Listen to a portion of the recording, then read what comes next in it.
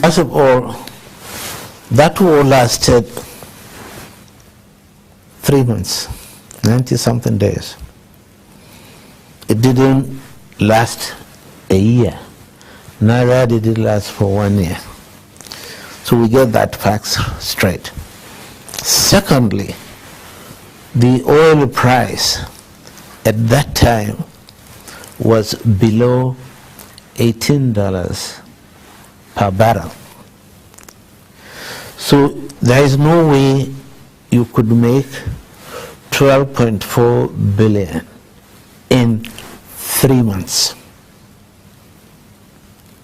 I mean, simple common sense arithmetic. You couldn't have made that amount of money. But Pius Okigbo, he knows what he's doing. He has brain.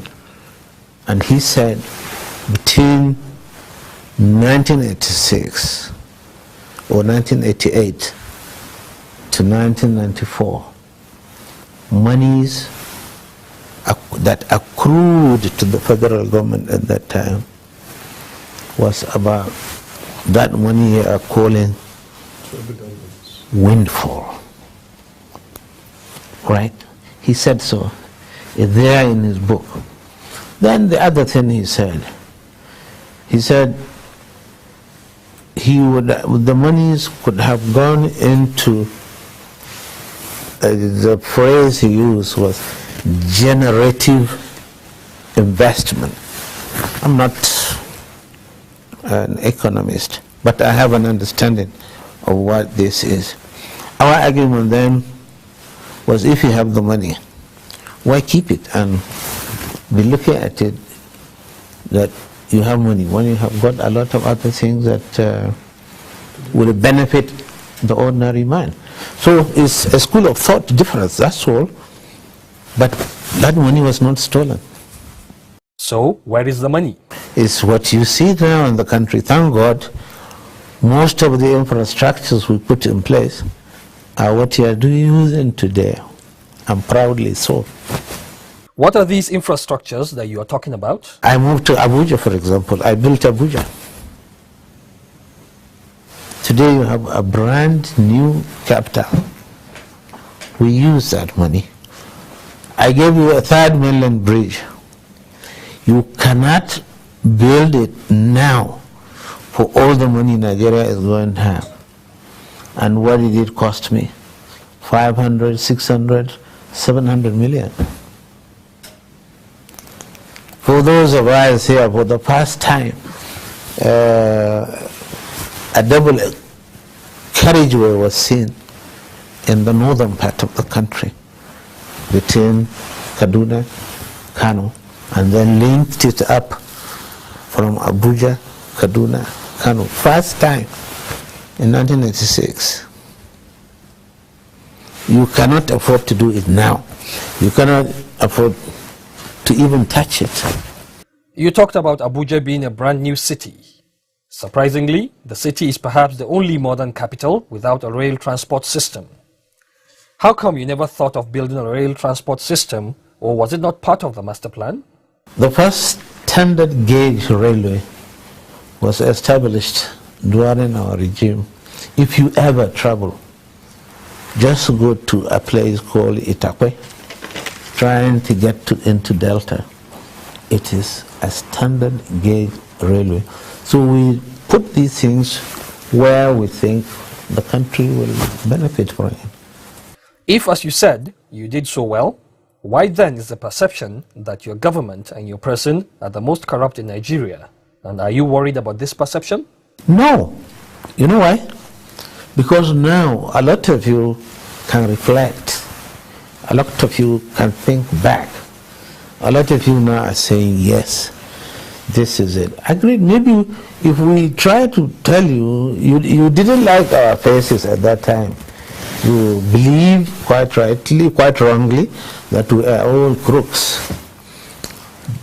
Let them out. Let them out. And we bear no grudge whatsoever against anybody. But I know the time will come when they will say, after all, they have done something. And this is what is happening. Now, even our fiercest critics give us credit for certain things we do. You are regarded as one of the wealthiest Nigerians living.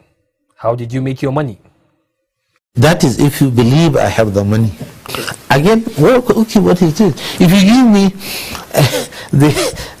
if you give me some facts that okay, throw it and say this is it, then I have cause to explain. But I know who I am. I know what I represent. I know what values I stand for. A lot of us will not make such stupid mistakes. What are the investments of IBB? Simple. Like any other Nigerian, and those are very simple. Let me tell you something. Maybe you have a hand in it. I have been the most investigated president Nigeria has ever had. By now, somebody should have come up forward to say, damn, here it is. Every government that came after me investigated me because of that perception, because he wanted to retrieve the billions I stole. We interviewed General Olusegun Obasanjo and we asked him how he makes his money, and he told us that he is a big-time farmer. In your case, what do you do? How do you earn money? My pension. It was said that you have a stake in one of the telecoms companies. Is it true? But that issue has been laid to rest for a long time. The Globacom came, they issued out statements. Nothing of that thing. Agreed, they are good, they are doing well, and I'm proud that they came up during our time. But I'm fairly very arrogant man. I don't plead. If you are good, it's good for us, go ahead and do it. So what are your investments? You must have some investments sustaining you since you left office. Will assure you that using my head, I came to one conclusion, that the best investment for someone like me is banking. Which bank are we talking about here? Again, investigate it. We have observed a trend. Most Nigerian leaders come into office not comfortable financially, but by the time they are leaving, they become billionaires. Why is it so? You said most. Let me tell you on my own. When I got into office, August of 1985, I made a declaration, and it is there in record. What I have, what I possessed, everything. And when I left, not much has changed. Before I became president, I was living in this environment. Nobody seemed to know that. I tried farming before I became president. I failed. So that's why I said I'm not going to touch it anymore. And so on. So it depends.